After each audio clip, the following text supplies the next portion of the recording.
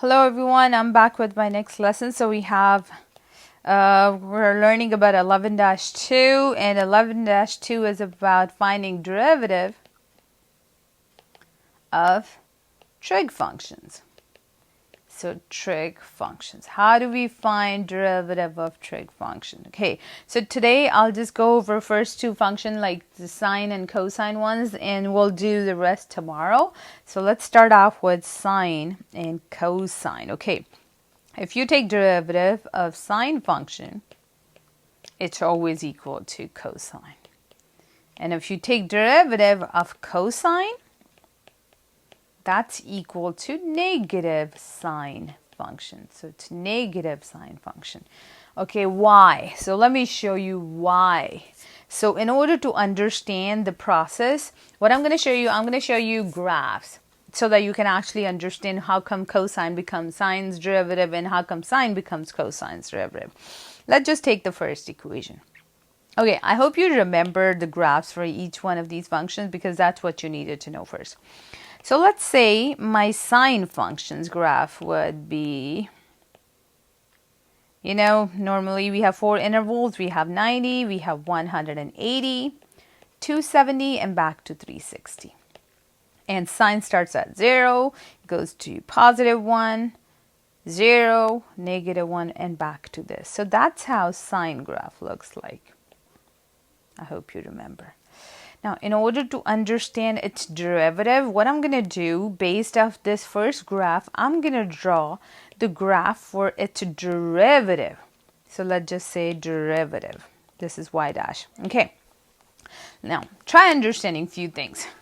So try recalling tangent rule, isn't it? If you have to find derivative at a certain point, we can draw a tangent line, and based off that slope, you can figure out the slope at that certain point, right? So like here, if I look closely, this point and this point down here, if I draw a tangent line at both of these points, I see a horizontal line. It means the slope of that horizontal line is equal to 0. So that's the reason exactly at 90 and 270, the derivative of sine would be 0. So let's just do the same thing. I'm just going to put intervals here. It's 180, 270, and 360. Okay, exactly at 90 and 270, slope would be 0. Keep in mind, this is derivatives graph, means the slope graph. I'm just showing you those values on another graph so that you can understand the idea, right? So now let's say if I ask you to find this slope at this point, just like other two, I'm just going to draw a tangent line first. If I draw this tangent line, this line passes through origin and it goes like, it's more like kind of slope equals to 1. Right? So what I'm going to do, so I know exactly at 0, slope of this tangent line is equal to 1. So exactly at 0, slope would be 1.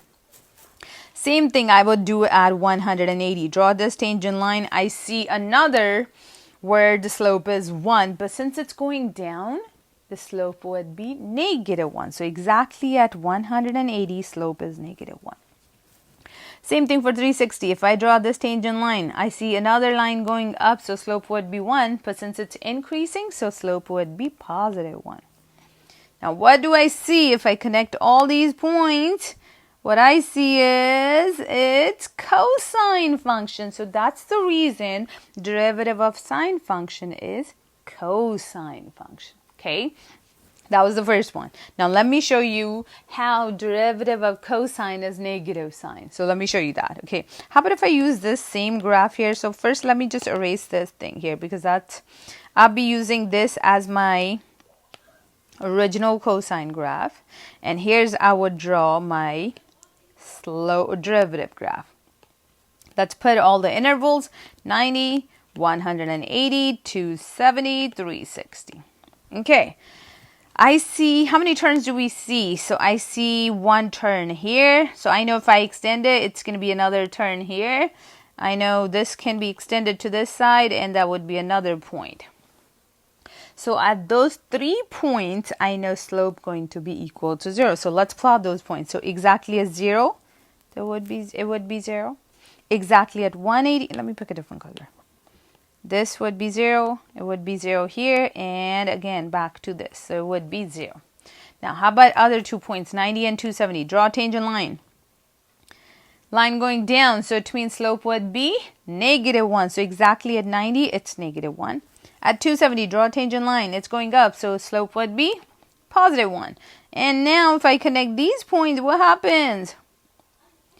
It's sine graph, but it's flipped the other way around. Just because it's flipped the other way around, so I would say it's negative sine function. So that's the reason derivative of cosine function would be negative sine function. Okay, I hope this makes sense to you. Now let me show you a few examples like how to take actual derivative of all these functions.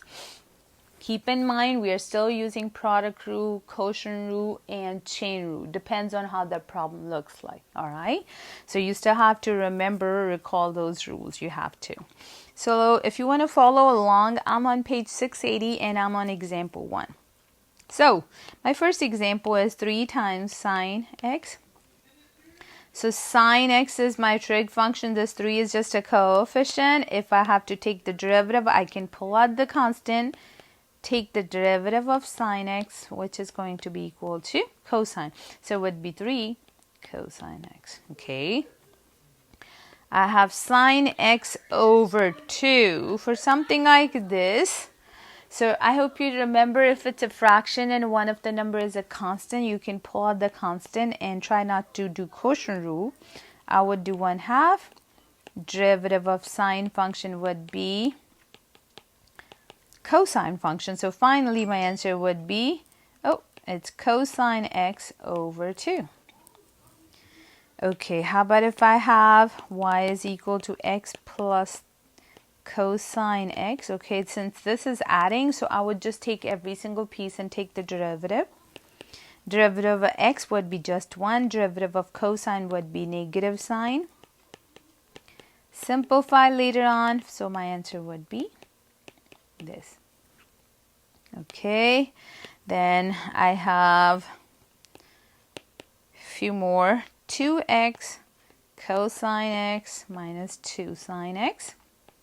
Okay, if you look at first part of this equation, I see x getting multiplied by cosine x. So you can't pull out the constant because that's not a constant, it's a variable. So basically you got to do product rule here.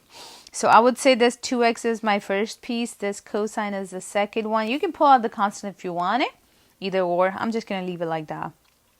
So first one stays the same. Derivative of cosine would be negative sine x.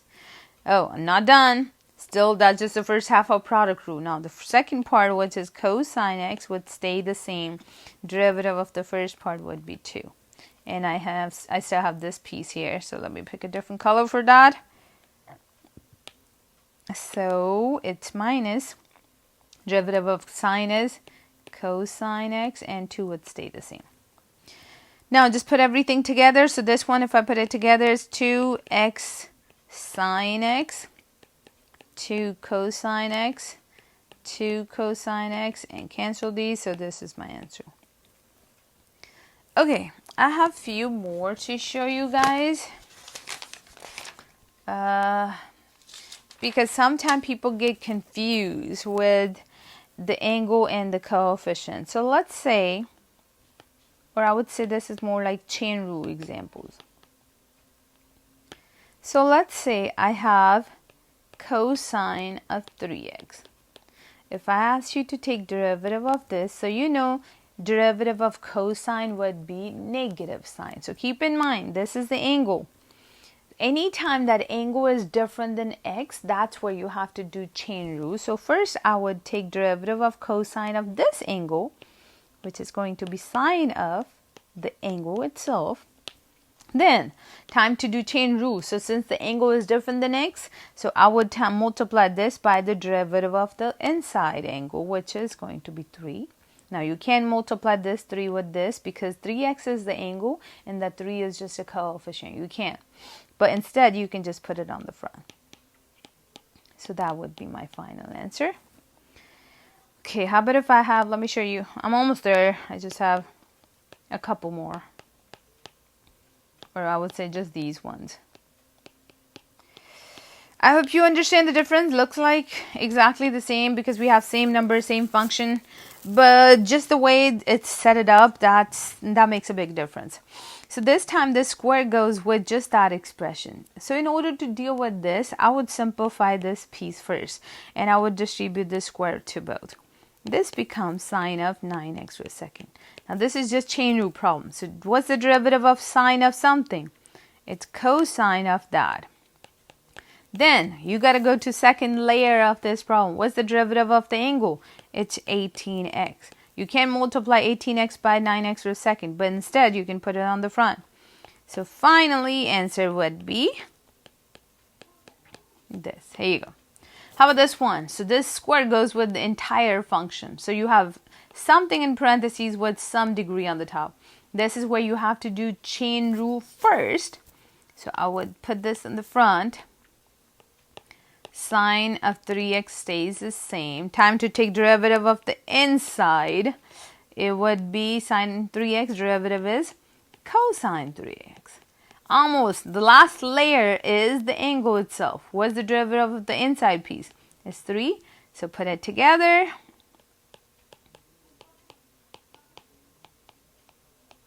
And yeah. So this is pretty much all. So make sure you follow these rules, product quotient rule and chain rule. You still need to know those. And yeah, just look at these examples and enjoy your homework assignment. Thank you guys. Thank you for watching. Bye-bye.